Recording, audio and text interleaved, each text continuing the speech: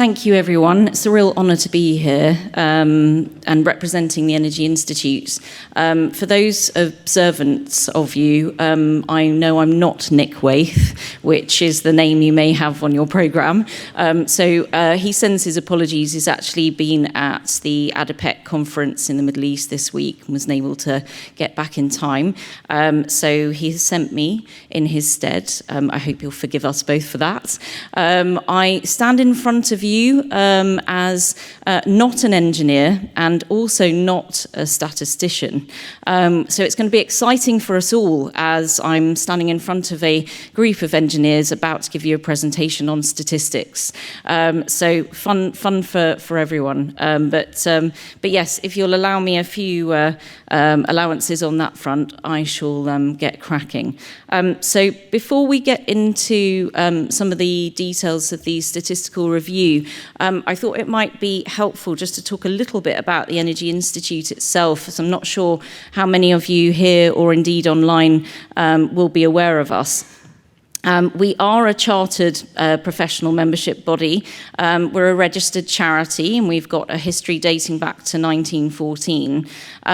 What I wanted to really emphasise to this audience was that we are licensed to award chartered engineer, environmentalist and energy manager statuses if that's something you're looking for. And really, you know, we're an institute that is focused on the people delivering the energy transition. So it's very much about how we support those of you working in the energy space to develop and to deliver whatever challenges that come across your tables in terms of the energy sector. We're an organisation of about 20,000 individuals covering about 120 countries. So a sort of really broad scale. And that's why I'll be talking to you today in more sort of global terms. And then I thought it would be hopefully of interest to you to look a bit more specifically on the Asia Pacific stats that we have, and even a little treat to something special to look at the Hong Kong side of things as well, which didn't actually get covered in our launch back in June. In terms of our global community, we have representatives pretty much across the board.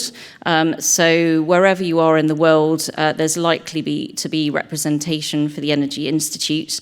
And just to kind of really emphasise that, I thought I would share the contact details for our Hong Kong branch. If you do want to get in touch with us and have a conversation, a coffee, whatever it might be, please do get in touch with Travis, our chairman, and he'd be happy to talk to you a bit more about what we're up to in the Hong Kong space in terms of the Institute. We have a sort of triple role. We talk about a triple role, sort of three pillars of activity that we run. The focus, as I say, around the people space, so attracting and developing a diverse energy workforce. And we do that through various elements of training and guidance that we produce on a regular basis, really sort of emphasising and looking at supporting that piece on the energy transition. Secondly, and more in my ballpark, is the convening expertise and evidence to inform energy decision making, and that includes things like our flagship event, the International Energy Week, that happens in February here in London, but also things like our energy barometer, which takes a bit of a litmus test in terms of what the people in the energy sector are thinking about. That's coming out this December, and actually it's with a focus on the Asia region, really sort of unpicking what people working in the energy sector in Asia are thinking about in terms of priorities and challenges and opportunities. And of course, the statistical review of world energy that I'll speak to you about shortly. Thirdly, we support industry. So we look at how we can develop guidance and any form of really development publications for the industry to both make energy safer, so safety guidance, but more efficient and also lower carbon. And as everyone has been speaking about this morning, really crucial element to the mix in terms of our future and how we take that forward. So let's talk a bit about the statistical review. Some of you will know that this was formerly owned by BP, and we took it on about 3 years ago, and it provides, within the year, the first sort of full and notably freely available analysis of global energy markets for the year before. And we cover the sort of full spectrum of kind of the energy space in that. It's actually been running since 1952, and next year will be its 75th edition. We've got some exciting plans for that, so watch this space. Lots of kind of looking back on original editions. We're taking a little visit to the archives in the not too distant future, and I hear that the original version of the review was probably only about 2 pages long, unsurprising. But yeah, some interesting things coming up next year on that. But let's get back to now. I just wanted to share some headlines, and with thanks to Richard for covering off the first point there. We are living in a period of immense transformation. I'll leave these up for you to sort of digest, but we're not sort of looking at transformation in a linear or coordinated way, and I'll talk a little bit about that in terms of some of the stats shortly. What we found with the delivery of the review for 2024 was that it came kind of with 3 central themes. One was a surge in global energy demand and production. The second was there's a really sort of increasing disordered energy transition going on. And the third is the massive sort of acceleration of the role of electricity in this space and what that means for the future of energy moving forward. Obviously, there have been many disruptions to the energy system, the geopolitics, you name it, and that's exposed some of the fragility of global supply chains and the vulnerabilities of fossil fuel dependency. So in this context, the energy transition is really no longer about decarbonisation on its own. It's also about resilience and independence. So in short, fossil fuel consumption isn't falling currently. Globally, it rose by just over 1%. But renewables also continue to grow, with solar and wind were at 16% growth last year. So that's a bit of a kind of context picture in terms of what's going on globally. I want to take a bit of a closer look at the Asia-Pacific region. So really just a few snapshots. The way that we deliver the review and that it's been delivered in the past is the way that the regions are broken up are sort of Asia-Pacific as an area. So this is how we tend to look at it. As I say, I've got some additional information on Hong Kong coming up, which I hope will be of interest. But as you can see, you know, the total energy demand, and we've been talking a bit about that this morning already, grew by 7 exajoules. Apologies. I'm not sure if someone can get rid of that for me. No? Okay, we'll keep going. I'm hoping I'm not due at that meeting, whatever it might be. And then the rise in 2024 really represented a 2.6 increase over 2023 levels. I think one of the key things to take away here is that in 2015, this region was responsible for nearly 42% of total global energy demand. And that's really crucial in terms of the energy transition and the progress of the energy transition moving forward. Oh, there we go. So let's look at global emissions. It's I won't sort of gloss over it. The stats talk for themselves. You know, global emissions in terms of the Asia Pacific were over 50%. The rise represented close to about a 2% increase over 2023 levels. Looking kind of over the past 10 years, Asia Pacific's total energy-related emissions have risen on average each year by about 2%. China and India are, according to the data, leading the increase in global emissions, with responsibility for about 60% of the global rise in 2024, according to the data. Asia Pacific is still reliant on fossil fuels for now. And I think in 2024, the leading fuel in Asia Pacific was coal, which accounted for 49% of its total energy demand. And you can see the stats up there in terms of oil and gas. The good news was Asia Pacic's fastest growing fuel type in 2024 was solar, which grew by 30%. Over the course of 2023. And the slowest growing fuel type in 2024 was oil, which only increased by 0.4%. So some good news in that space. In terms of drivers of growth and energy demand growth, 46% was in the past 5 years was met by coal. So there was the biggest increase has been seen by coal, which is risen by that 15.6% exajoules. The smallest increase actually has been in biofuels, which has risen by only 0.4%. So as I say, I talked about a disorderly transition. You can see some of the evidence of that coming up in the statistics that we're drawing out here. In terms of China, it accounted for nearly 60% of the region's energy demand in 2024. I don't think there's any major surprise for anyone there. In the past 10 years, the Asia-Pacific more broadly total energy demand has increased by an average of 2.6% per annum. In comparison, in other areas, Indonesia achieved the highest average annual growth rate of nearly 5%, and Japan has registered the highest decline rate, with its total energy demand falling at an average annual rate of about minus 1.4% over the past 10 years.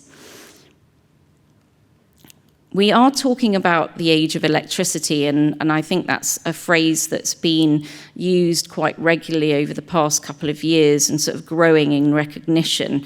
And it's no different in this region. So the electrification growth is pretty high compared to other regions, and again, not a massive surprise. But the higher annual growth rate of electricity than that of total energy demand is one indicator that an energy system is electrifying. So with that in mind, in 2024, Asia Pacific's electricity generation was just over 54% higher than it was 10 years ago, so growing on an average annual growth rate of about 4.5% over that period. Let's talk about renewable generation and the generation mix. So over the course of this time frame, 34% of Asia Pacific's electricity came from low and zero carbon sources in 2024. 2024 actually saw a record high for renewable generation globally, with solar growing by nearly 28%. Solar alone added 50% more than gas and coal additions combined in electricity. And hydropower, notably, saw its biggest global annual increase since 2010, definitely helped with the China Three Gorges Dam reaching full capacity that year. Let's look at Hong Kong. And as I say, this wasn't a focus for the overarching report, so this is hot off the press, especially for this group and this presentation. In terms of the Hong Kong fuel mix, and I was saying to some of my co-speakers, I would have really liked to have come slightly before them, so I could have set a bit of the context, and then Michael could have come forward and gone, hooray, look, we have all of these solutions. So just keep Michael's presentation in mind as we go through some of this. But for now, the Hong Kong fuel mix is dominated by fossil fuels at 99% combined share of total demand. And in 2024, the leading fuel was oil, which accounted for 66% of its total energy demand. Renewables were responsible for meeting about 1% of Hong Kong's total energy demand in 2024. Renewables increased by 10% over their 2023 level, which is really encouraging. And I will talk a bit more about your role in that as engineers shortly. In terms of energy and emissions, I won't dwell too long on this, but it's in terms of kind of how demand is going and GHG emissions going sort of since COVID. It just gives you an idea of some of the recovery elements that are going on. And, in 2024, total energy demand grew by 0.1 to reach just under 1, which was a rise of 8 over 2023 levels. The emissions side rose 7% in 2024, which was pretty closely in line with the energy demand that we were seeing from the city. Forgive me, I'm doing really well multitasking. In terms of the recovery from COVID, over the past 5 years, Hong Kong's total energy demand has fallen by minus 0.3 exajoules. So over the period, the biggest increase has been in gas and the biggest drop in oil. So the post-COVID energy demand has only really started to return to growth in 2023. I wouldn't want to guess. I'm sure others in this room probably have better views than I do in terms of what that was caused by. But the optimist in me looks at it as impacts on some of that investment we're seeing kind of in that renewables space. In terms of the electrification piece, it is dominated by fossil fuels currently, and I think the sort of higher annual growth rate of electricity generation than that of total energy demand is one indicator that the energy system is electrifying. In 2024, Hong Kong's electricity generation was 2.5% higher than it was 10 years ago. So it's grown at an average annual growth rate of 0.2% over that period. So again, hopefully of use for the conversations that follow in the panel. And then just quickly, as I said, I wanted to talk about sort of the impact that renewables are having, but also kind of what you can have from an engineering perspective, based on some of what we're seeing in terms of that security and resilience piece. So in terms of the data, we're seeing that building renewables reduces the dependency on energy imports. And if there's one country shaping the future of energy, it is China. In 2024, China added more than 2.5 times the renewable generation as the US, Europe, and India combined. It hosts nearly half the world's installed capacity of solar and wind. This is a real crucial point in terms of globally looking at how lessons can be learned and how the transition can be driven forward at sort of a faster rate. But there is a bit of a paradox, as the data shows. China is both the world's biggest driver of clean energy and clean energy growth, but it's currently the largest source of emissions. And I think that kind of tells the tale in terms of that disorderly energy transition that we're seeing, where we're kind of trying to balance progress and support progress with the infrastructure that we currently have available. And I mean, that's really where you come in. So I think it's a combination of some of those engineering solutions, not just new ones, but also how to look to support the aging infrastructure in the energy sector, how we can keep it updated, how we can keep these things running as renewables come to the fore, and what kind of impact that has on the grid. to leave you sort of with a few thoughts, the transition is underway, but it's with very different starting points at different paces across the globe. It's a case of energy addition at the moment rather than energy substitution. Electricity, unsurprisingly, is the fastest growing part of the energy system, and demand is rising by about 4% in 2024, more than double the rate of total energy demand. We talked a little bit this morning about AI, and I definitely think it's driven partly by that, but also by the extreme weather changes we're seeing, the increasing use of EVs, and also the broader shifts towards electric heating, cooling, and mobility. So all of these areas absolutely depending on the support and the work of engineers such as yourselves. So just a few final slides to end with. This is the QR code for the statistical review that came out in June. So if you do want to unpick some of this data and look at the stats in a more kind of focused way, then please do help yourselves. It's all available freely, as I mentioned. And I think these slides will be available, yes, to attendees, so you can look at them at your leisure. Quick reminder of Travis, our lovely Travis, who'd be happy to chat to you if you are in Hong Kong and want to reach out. And finally, it would be lovely to see you all at the International Energy Week event in February to talk more about this. And I can promise that Nick Waith will be there and will be able to talk to all of you about this and other areas as you wish. But for now, thank you so much, and thank you for inviting us today.